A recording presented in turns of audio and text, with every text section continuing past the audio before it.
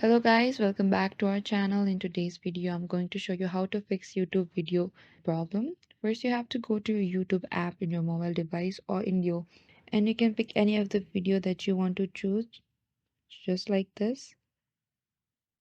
But if the video is not playing in your YouTube app, then you simply cut the video and play back again just like this. And if the problem still persists, what you have to do is you have to check your Wi-Fi connection, or if the Wi-Fi is not stable in your mobile device, you can switch to your mobile data as well, or you can also restart your phone, which will help you fix your YouTube video.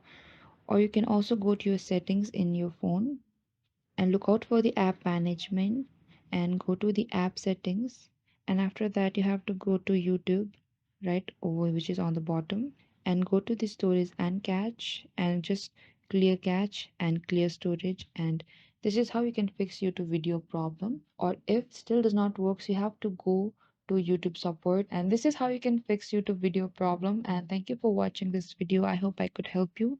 Don't forget to like, subscribe, and hit the bell notification icon for more upcoming uploads.